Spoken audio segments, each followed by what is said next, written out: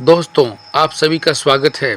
करीब 200 सालों के बाद 15 अक्टूबर 2023 को बेहद ही दिव्य और दुर्लभ चमत्कारी और अद्भुत संयोग में शारदीय नवरात्र की शुरुआत होने जा रही है। दोस्तों, इस बार ये नवरात्र बहुत ही ज़्यादा खास और इसलिए होगा क्योंकि इस बार नवरात्रि ठीक सूर्य ग्रहण के बाद ही होने वाला है। और क्योंकि सूर्य ग्रहण के बाद जो ये नवरात्र होने जा रहा है, जिससे सूर्य ग्रहण के प्रभाव से लोगों की किस्मत चमकने वाली है और उनका जीवन बदलने वाला है, उनके परिवार और घर में खुशियां आने वाली है और ये बहुत ही शुभ फलदायी होगा, चमत्कारी होगा। और इस शारदीय नवरात्रि पर बुधादित्य योग, शश राजयोग और भद्र राजयोग का निर्माण हो रहा है। और धार्मिक ग्रंथ देवी भागवत पुराण में बताया गया है कि महालय के दिन जब पितृगण धरती से लौटते हैं, तब माँ दुर्गा अपने परिवार और गणों के साथ पृथ्वी पर आती है। जिस दिन नवरात्र का आरंभ होता है, उस दिन के हिसाब से माता हर बार अलग अलग वाहनों से आती है और माता का अलग अलग वाहनों से आना भविष्य के लिए संकेत भी होता है, जिससे पता चलता है कि आने वाला साल कैसा रहेगा। वैसे तो दुर्गा माता का वाहन सिंह होता है, लेकिन नवरात्रि की शुरुआत में वार के अनुसार देवी का वाहन बदल जाता है और इस बार नवरात्रि रविवार से शुरू हो रहा है। इस कारण देवी का वाहन हाथी रहेगा और देवी के इस वाहन का ये संदेश है कि आने वाले समय में देश को लाभ हो सकता है, लोगों को सुख समृद्धि मिलेगी। और माता रानी की सवारी का विशेष महत्व होता है। माता रानी हाथी पर सवार होकर धरती पर आ रही है। हाथी पर माता का आगमन इस बात का भी संकेत देता है कि इस साल खूब अच्छी वर्षा होगी, खेती अच्छी होगी, देश में अन्न धन का भंडार बढ़ेगा। और माता रानी हाथी पर सवार होकर माँ दुर्गा अपने साथ ढेर सारी खुशियाँ, सुख समृद्धि लेकर आती है। माँ का वाहन हाथी ज्ञान व स्मृति का प्रतीक है। इससे देश में आर्थिक समृद्धि आएगी, साथ ही ज्ञान की वृद्धि होगी। हाथी को शुभ का प्रतीक माना गया है। ऐसे में आने वाला साल बहुत ही शुभ कार्य देगा और होगा, लोगों को बहुत सारी खुशियाँ देगा और लोगों के बिगड़े काम भी बनाएगा। माता रानी की पूजा अर्चना करने वाले भक्तों पर माता रानी बहुत सारी कृपा बरसाएगी। तो वीडियो के अंत तक बने रहिए आप सभी, ताकि आपको संपूर्ण जानकारी मिल सके। पूजा की विधि विधान मंत्रों के साथ और सामग्री के साथ संपूर्ण जानकारी और कैसे माता रानी की आपकी कृपा बनी रहेगी। तो आइए हम मुहूर्त के बारे में बात करते हैं। कलश स्थापना का जो मुहूर्त है, वो जो सुबह 6:30 से लेकर 8:47 तक रहेगा। और इसके अलावा दूसरा जो मुहूर्त है वो अभिजीत मुहूर्त है। वो मुहूर्त है 11:48 से लेकर के दोपहर 12:36 तक रहेगा। ऐसे में कलश स्थापना के लिए शुभ मुहूर्त जो है वो 48 मिनट तक ही रहेगा। इस मुहूर्त में की हुई पूजा बहुत ही शुभ फलदायी होगी, मनोकामना पूर्ण करने वाली होगी। और नवरात्र में कलश स्थापना का बहुत ही महत्व है, क्योंकि कलश स्थापना को घट स्थापना भी कहा जाता है। नवरात्रि की शुरुआत घट स्थापना के साथ ही होती है।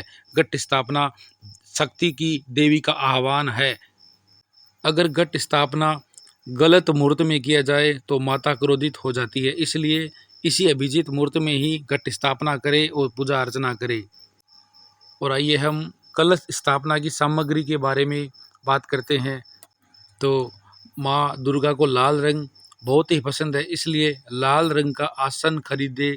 इसके अलावा कलश स्थापना के लिए मिट्टी का पात्र, जौ, मिट्टी, जल से भरा हुआ कलश, मोड़ी, इलायची, लौंग, कपूर, रोड़ी, साबुत सुपारी, साबुत चावल, सिक्के, अशोक या आम के 5 पत्ते, नारियल, चूनरी, सिंदूर, फल, फूल, फूलों की माला और श्रृंगार की पिटारी भी होनी चाहिए। आइए हम जानते हैं घट स्थापना कैसे करें। सबसे पहले मंदिर की साफ सफाई करने के बाद में गणेश जी का नाम लें और फिर माँ दुर्गा के नाम से अखंड ज्योत जलाएं। कलश स्थापना के लिए मिट्टी के पात्र में मिट्टी डालकर उसमें जौ के बीज बोएं और अब एक तांबे के लोटे पर रोली से स्वास्तिक बनाएं और लोटे के ऊपरी हिस्से में मोड़ी बांधें और अब इस लोटे में पानी भरकर उसमें कुछ बूंदे गंगा जल की भी मिलाएं और उसमें 1.25 रुपया दूब, सुपारी, इत्र और अक्षत डाले। इसके बाद कलश में अशोक या आम के पत्ते लगाए और अब एक नारियल को लाल कपड़े में लपेटकर उसे मोड़ी से बांध दे। फिर नारियल को कलश के ऊपर रख दे। अब इस कलश को मिट्टी के उस पात्र के ठीक बीचों बीच में रख दे जिसमें आपने जो बोए हैं। कलश स्थापना के साथ ही नवरात्रि के 9 व्रतों को रखने का संकल्प लिया जाता है। अगर आप चाहे तो आप ले सकते हैं, आपकी श्रद्धा अनुसार। इस बात का विशेष ध्यान रखें कि कलश हमेशा उत्तर और उत्तर पूर्व दिशा यानी ईशान कोण में ही स्थापित करना है और कलश के मुंह पर चारों तरफ अशोक के पत्ते लगाकर नारियल ये पर चुंदरी लपेटकर कलवा से बांध दें। और अगर आप चाहें तो अपनी इच्छा अनुसार अखंड ज्योत भी जला सकते हैं 9 दिनों तक, जिससे माता रानी का आशीर्वाद आप पर बना रहेगा। और इस बार 9 दिनों तक माता रानी का शारदीय नवरात्रा रहेगा, जिसमें पहले दिन माँ शैलपुत्री की पूजा की जाती है। तो आइए हम बात करते हैं माँ शैलपुत्री की पूजा की विधि और सामग्री और कैसे मंत्रों के साथ और आरती के साथ माँ शैलपुत्री की पूजा अर्चना करके हम माँ शैलपुत्री का आशीर्वाद प्राप्त कर सकते हैं। तो माँ शैलपुत्री की पूजा सामग्री में माँ शैलपुत्री की मूर्ति या तस्वीर, लाल रंग का कपड़ा, अक्षत, फूल, फल, मिठाई, रोली, चावल, धूप, दीप, अगरबत्ती, नैवेद्य, इस सामग्री के साथ माँ शैलपुत्री की पूजा करें। सबसे पहले स्नान आदि करने के बाद में स्वच्छ कपड़े पहनकर पूजा स्थल को साफ रखें और वहाँ पर लाल आसन बिछाकर बैठ जाए और पूजा विधि विधान से शुरू करें और माँ शैलपुत्री का ध्यान करें और इनके मंत्रों का जाप करें। माँ शैलपुत्री को अक्षत, फूल, फल, मिठाई, रोली, चावल, धूप, दीप, अगरबत्ती अर्पित करें और माँ शैलपुत्री के ये मंत्र का भी जाप करें 108 बार। ओम देवी शैलपुत्रे नमः पहला मंत्र है। दूसरा मंत्र ओम ऐं ह्रीं क्लीं शैलपुत्रे नमः। तीसरा मंत्र ओम शैलपुत्रे च विद्महे। चौथा मंत्र ओम शैलपुत्रे च धीमहि।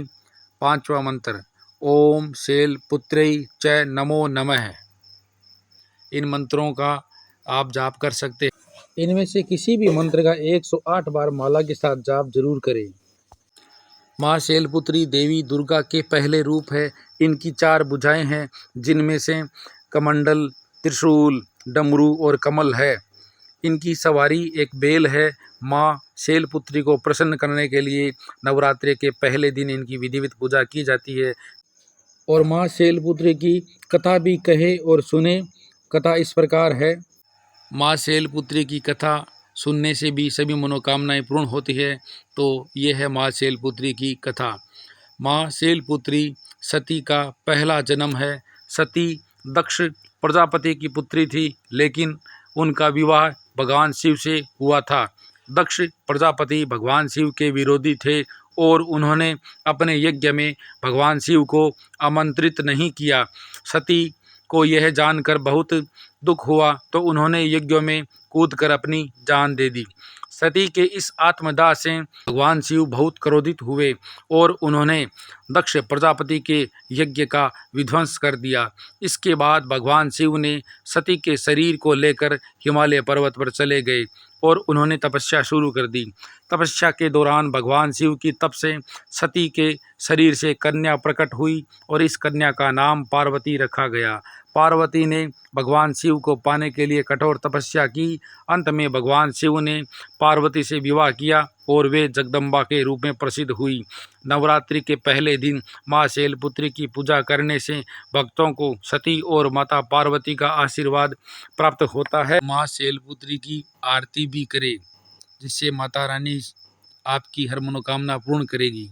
और इनकी पूजा से भक्तों के जीवन में सुख, समृद्धि और सफलता आती है और धन धान्य की कोई कमी नहीं रहती। शक्ति और समृद्धि की प्राप्ति होती है। इनकी कृपा से सभी कष्ट दूर हो जाते हैं और जीवन में सुख शांति का वास होता है। बोलो जय माँ शैलपुत्री की। वीडियो देखने वाले के जीवन में खुशियाँ भर देना है माँ। और अगर आपको वीडियो अच्छा लगा है तो ज़रूर वीडियो को लाइक करें और कमेंट करें और सब्सक्राइब ज़रूर करें। जय माता दी। आपका दिन मंगलमय हो, आपकी सभी मनोकामनाएं पूर्ण हो।